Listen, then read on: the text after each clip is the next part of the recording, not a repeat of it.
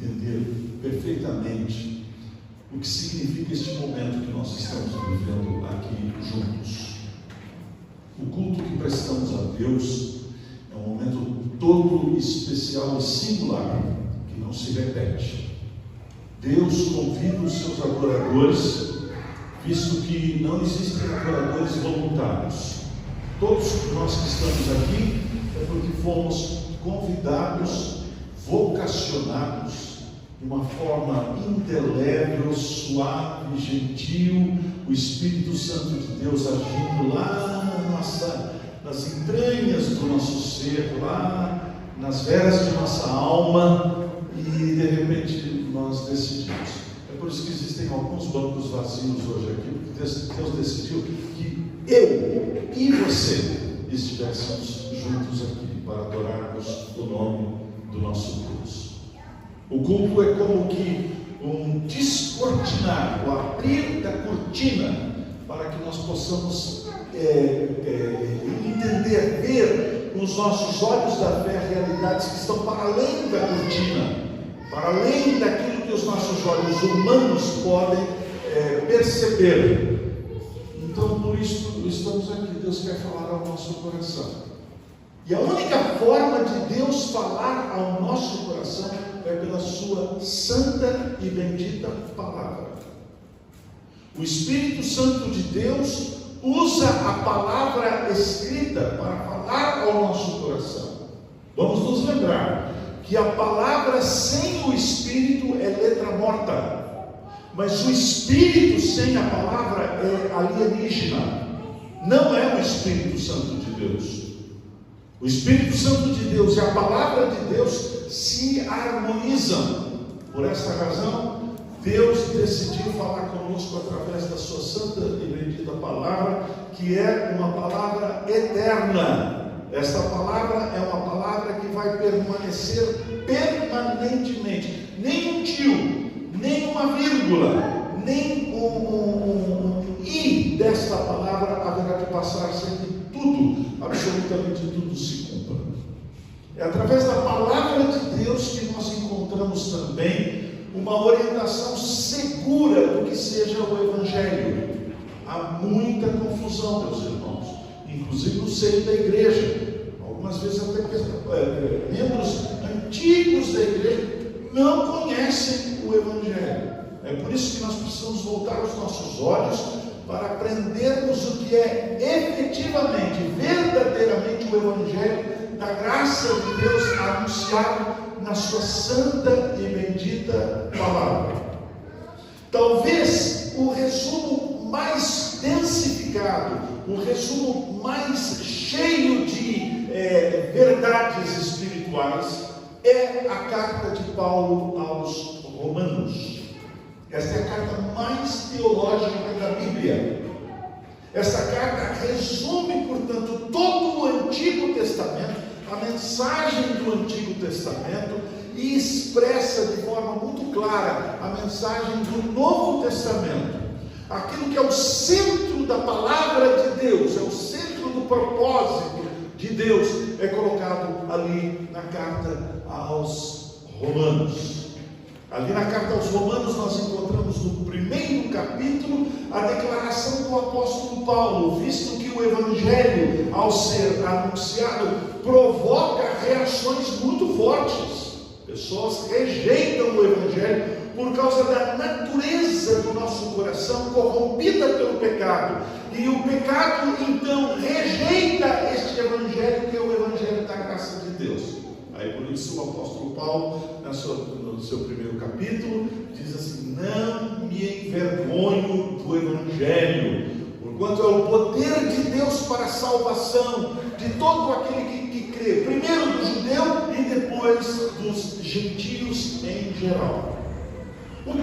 As declarações subsequentes começam com aquilo que algumas vezes nós não aceitamos. Nós começamos a pregação do Evangelho falando a respeito do amor de Deus, não é verdade? Mas o apóstolo Paulo não fala sobre isso. O apóstolo Paulo começa a pregação do Evangelho e, ao invés de falar a respeito do amor de Deus, ele fala a respeito da ira de Deus. E aí então eu quero que os irmãos abram as suas Bíblias na carta que nós estamos mencionando, a carta de Paulo aos Romanos. E ali, depois das saudações iniciais, depois dele afirmar aquilo que o Evangelho prosperou e produziu no seu coração, que é o versículo de número 16 e 17, que na verdade foram os versículos que mais impactaram a vida de Martinho Lutero, e produziu-se então a partir daí a reforma protestante do século XVI. Aí então ele começa a introdução do Evangelho. E para nosso espanto, e para que nós possamos então encarar alguma coisa que efetivamente, normalmente nós não começamos a pregação do Evangelho por essas declarações, está aqui alguma coisa para nos chocar, nos impactar. Veja só, versículo de número 18. A ira de Deus se revela do céu contra toda impiedade e perversão dos homens, que detêm a verdade pela injustiça, porquanto o que de Deus se pode conhecer é manifesto entre eles, porque Deus lhes manifestou. Porque os atributos invisíveis de Deus, assim o seu eterno poder, como também a sua própria divindade, claramente se reconhecem desde o princípio do mundo, sendo percebidos por meio das coisas que foram criadas. Tais homens são, por isso, indesculpáveis, porquanto tanto conhecimento de Deus não o glorificaram como Deus, nem lhe deram graças, antes se tornaram nulos em seus próprios raciocínios, obscurecendo-lhes o coração insensato, inculcando-se por sábios, tornaram-se loucos, e mudaram a glória de Deus incorruptível em semelhança da imagem do homem corruptível, bem como de aves, quadrúpedes e répteis. Por isso Deus entregou tais homens à imundícia pelas concupiscências do seu próprio coração, para desonrarem o seu corpo entre si, pois eles mudaram a verdade de Deus em mentira, adorando e servindo a criatura em lugar do Criador, o qual é bendito eternamente. Amém? Por causa disso, os entregou Deus a paixões infames, porque até as mulheres mudaram o modo natural de suas relações íntimas. Por outro, contrário à natureza, semelhantemente, os homens também, deixando o contato natural da mulher, se inflamaram mutuamente em sua sensualidade, cometendo torpeza, homens com homens, e recebendo em si mesmos a merecida punição do seu erro. E por haverem desprezado o conhecimento de Deus, o próprio Deus os entregou a uma disposição mental reprovável para praticarem coisas inconvenientes, cheias de toda injustiça, malícia, avareza e maldade, possuídos de inveja, homicídio, contenda, dolo, malignidade, infamadores, caluniadores, aborrecidos de Deus, insolentes, soberbos, presunçosos, inventores de males, desobedientes aos pais, insensatos, pérfidos, sem afeição natural e sem misericórdia. Ora, conhecendo eles a sentença de Deus, que são passíveis de morte, o que tais coisas praticam, não somente as fazem, mas também aprovam os que assim procedem. Que texto, não é verdade? Assustador. Este texto é um texto que descreve inicialmente como Deus encara a humanidade caída, depravada, em pecado.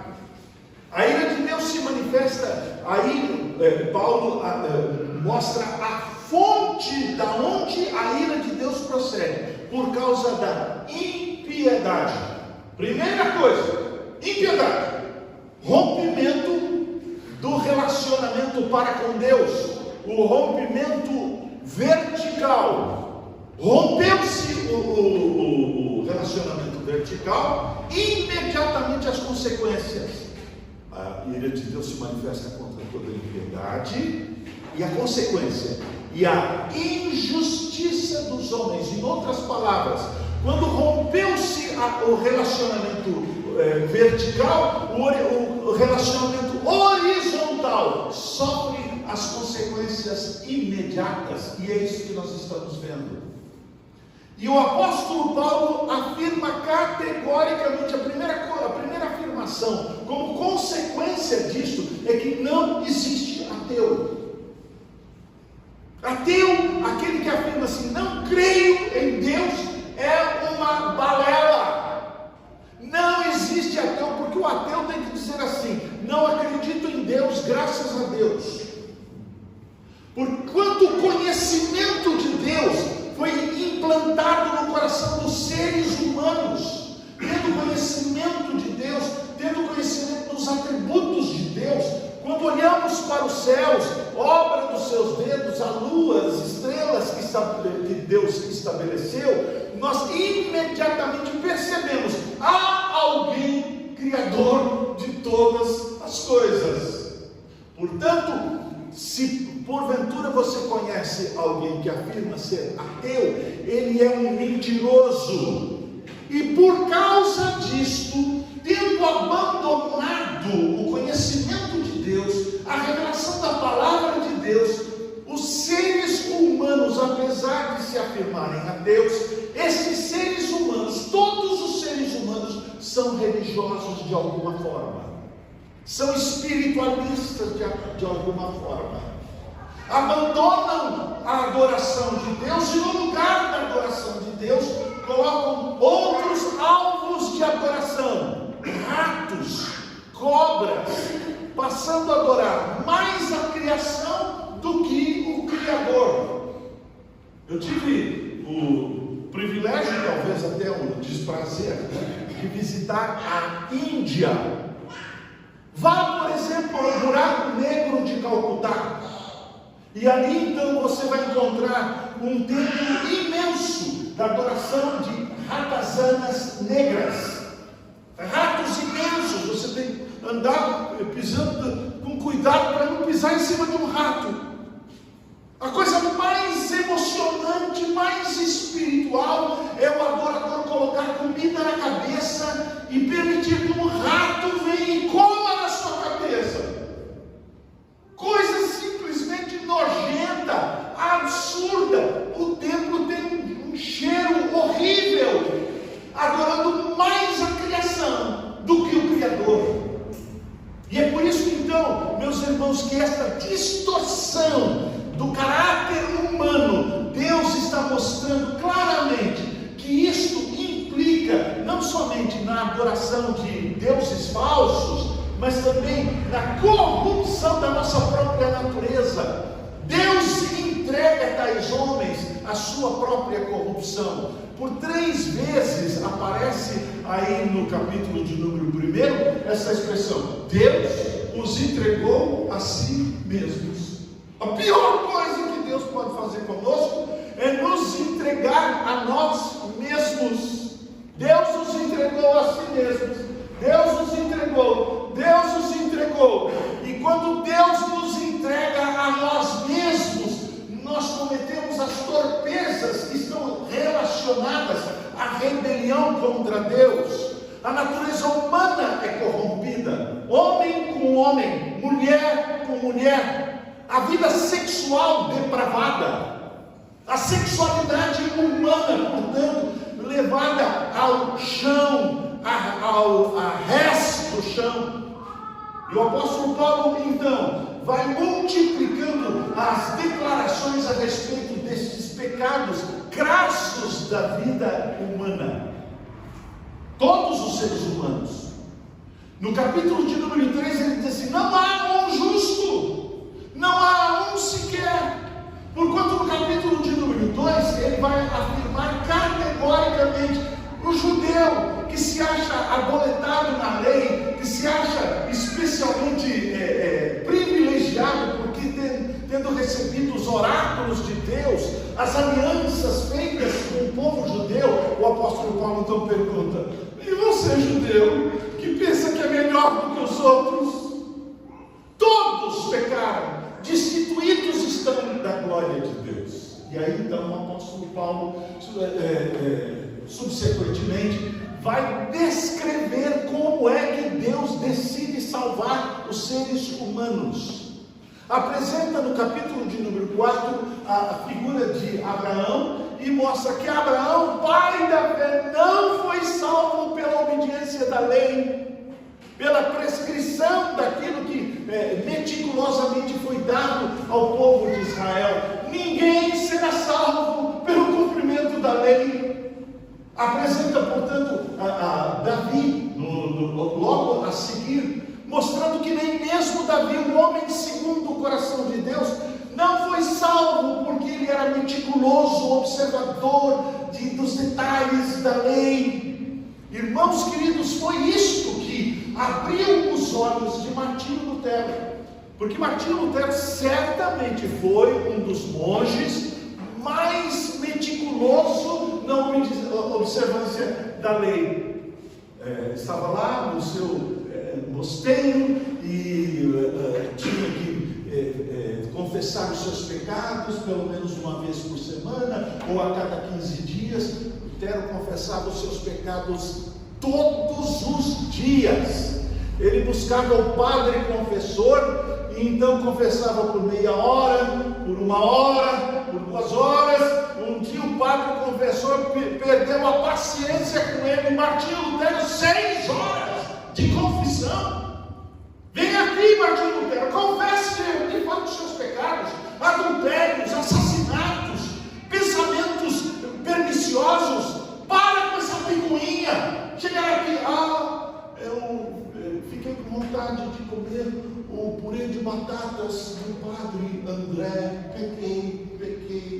E depois de ouvir a palavra de absolvição, Martinho Lutero saía tranquilo, recebia algumas penitências para fazer, e uma vez, depois de confessar durante 6 horas, ele saiu aliviado pelos corredores do seu mosteiro. Quando chegou na cela, no seu quarto, pôs a mão na maçaneta e ele se lembrou de um pecado que ele não tinha confessado e perdeu, portanto, toda a paz que ele guardava no seu coração, até que um dia, estudando o livro dos Salmos, percebeu claramente que a salvação não é por aquilo que porventura fazemos pelo cumprimento da lei, mas pela graça de Deus, porque porquanto não há um justo, nenhum sequer, todos a uma se tornaram inúteis. Não há quem entenda. O apóstolo Paulo escreve sobre isso. Não há quem faça o bem. A nossa salvação, portanto, não é pelo cumprimento da lei. A nossa salvação é pela graça de Deus.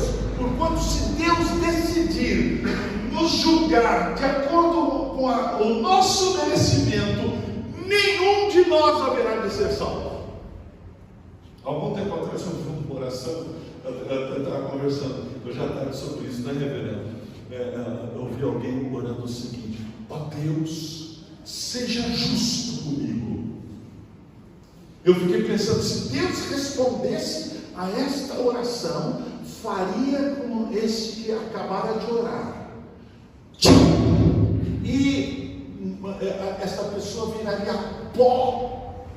Graças a Deus, Deus decidiu não nos tratar de acordo com o nosso merecimento, mas de acordo com a sua infinita graça. E é por isso que o apóstolo Paulo, na carta aos Romanos, afirma que há alguma coisa que está sobre-excelente, acima de tudo que possamos imaginar, o que Deus revela a respeito da sua glória. A glória de Deus é aquilo que está para cima de todas as coisas. Mas preste bem atenção, o apóstolo Paulo diz: há algo mais importante, acima até mesmo da glória de Deus. É aquilo que Paulo chama de a glória da sua graça. A glória da sua graça.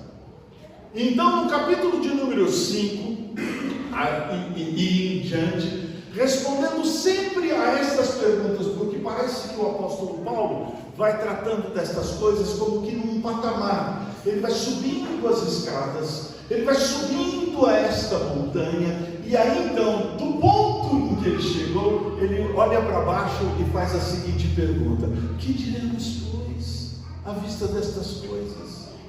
E aí ele sobe mais um pouco. E quando ele sobe mais um pouco, ele olha de novo lá para baixo e diz assim: que diremos, pois, à vista dessas coisas? Até que ele chega no capítulo de número 8. Quando chega no capítulo de número 8, ali então ele já está no pico, no Everest da fé. E aí então, lá de cima, ele pergunta: que diremos, pois, à vista destas coisas? Se Deus é por nós, quem será contra nós? Aquele que não poupou o seu próprio filho, antes o entregou por nós, porventura não nos dará com ele graciosamente todas as coisas? Quem intentará acusação contra os escolhidos de Deus? Preste bem atenção, meus irmãos. Há alguma coisa dentro do nosso coração que sempre nos acusa. Não é verdade? Lá dentro de nós há algo que nos acusa. Não somente as circunstâncias, os nossos pecados, mas também Satanás, que é o acusador por excelência. Então, este reto, esta pergunta: quem intentará acusação contra os eleitos de Deus? E o apóstolo Paulo, fazendo a pergunta, faz também, coloca diante de nós a resposta: é Deus quem nos justifica. Quem nos condenará? É Cristo Jesus quem morreu, ou antes quem ressuscitou, o qual está à direita de Deus e também intercede por nós. Quem nos separará do amor de Deus? Será a tribulação, a angústia, a perseguição? Por amor de ti somos entregues à morte o dia inteiro, somos reputados como ovelhas para o matador. Em todas estas coisas, você está percebendo? Este é o pícaro, este é o ponto mais elevado da fé cristã. Nada, absolutamente nada pode nos afastar do amor de Deus que está em Cristo Jesus, nosso Senhor. Mas aqui, meus irmãos, está o dilema. Aqui, na verdade, está algo que muitas vezes nos constrange. Porque se Deus é justo, e este é o âmago do Evangelho. O âmago do Evangelho nos constrange. Porque se Deus é justo e justifica a mim que sou injusto, não é justo. Se porventura, na verdade, Deus justifica o injusto de uma forma injusta, eu não quero adorar esse Deus. Porque o grande ponto a ser considerado é o ponto da consistência do caráter de Deus. Porque se Deus é justo e justifica o injusto, na verdade, Ele é injusto.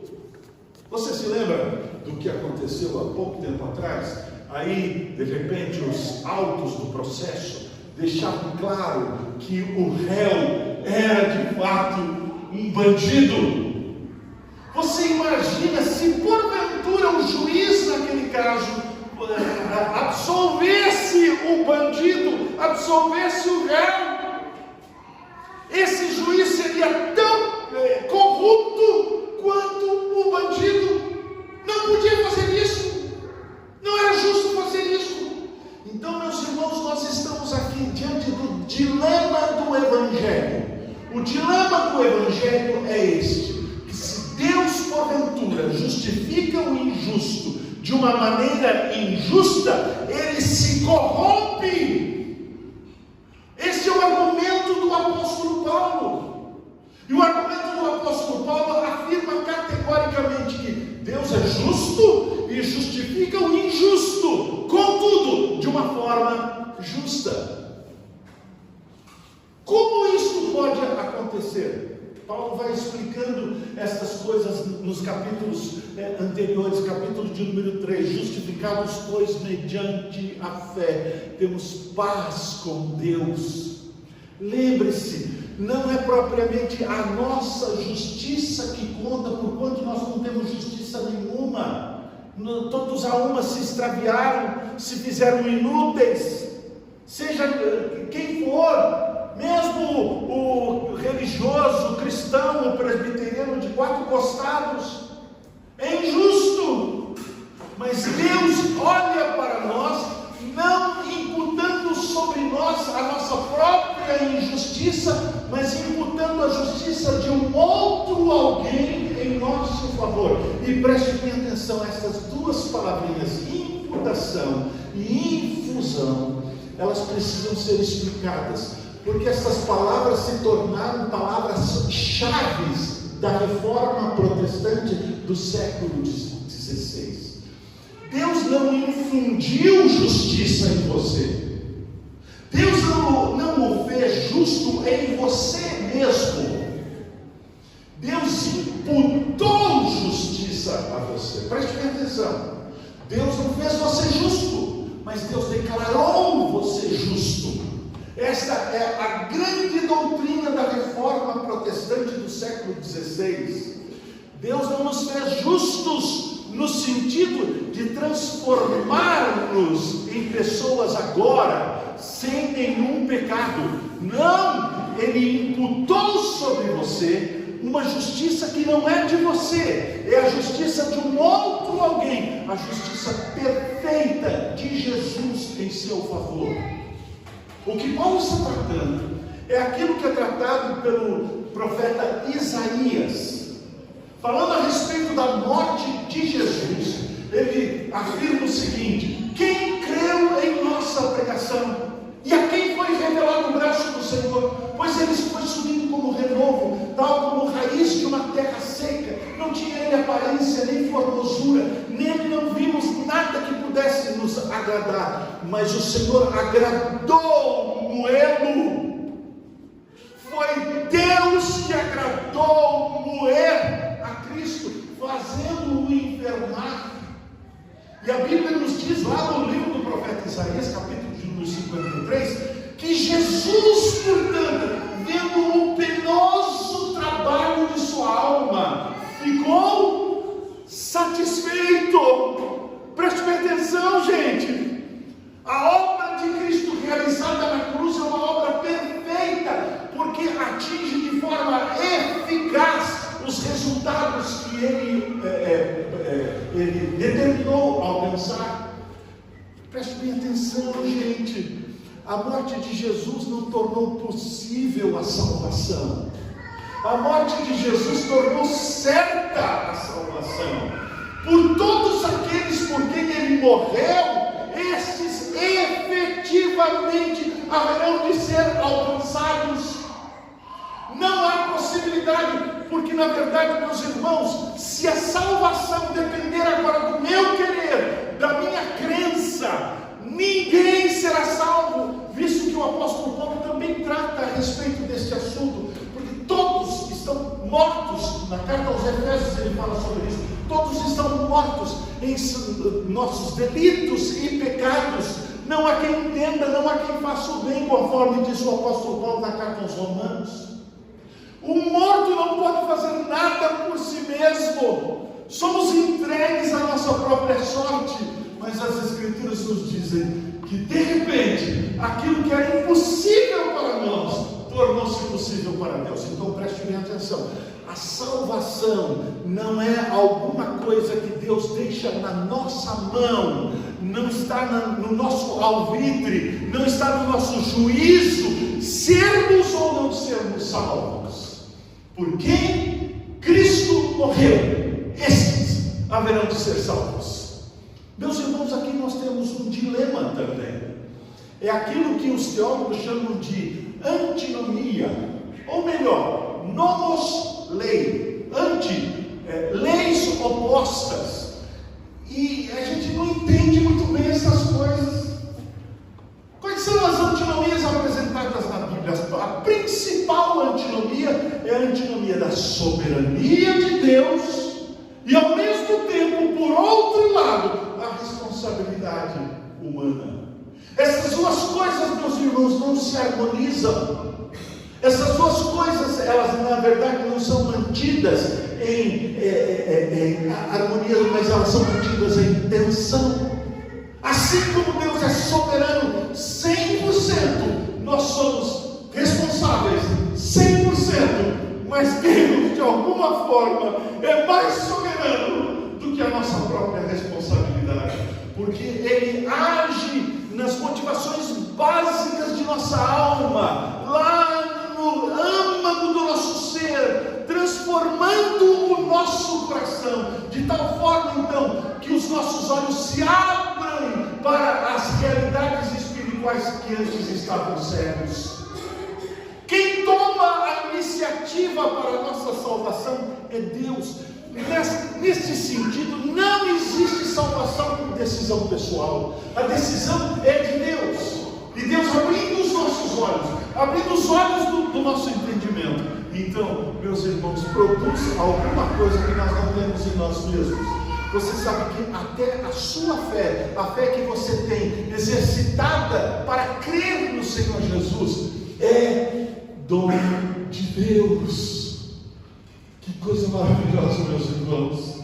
Se estivéssemos deixados a nós mesmos, se tivéssemos deixados, Deus nos deixando a nossa própria condição humana e pecaminosa. Se você na noite deste dia ouviu e entendeu que não há salvação em outro nome, a não ser no nome do Senhor Jesus Cristo, e que a justiça de Jesus não foi colocada no seu coração, infundindo essa justiça em você, mas imputando esta justiça em você, numa declaração forense, uma declaração de Deus, o juiz, fazendo você justo.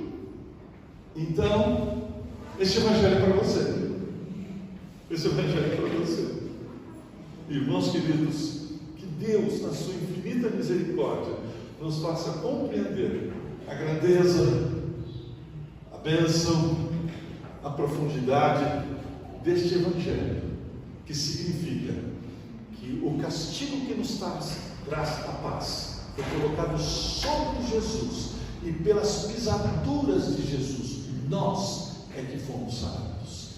Aquilo que Deus, na verdade, deveria ter feito conosco, nos colocando também, nos encravando na cruz, não fez conosco, fez um outro alguém, um representante absoluto, o Senhor Jesus Cristo, segundo Adão, que tomou sobre si as nossas enfermidades. O castigo que nos traz a paz, portanto, foi colocado sobre ele. Vamos orar ao Senhor.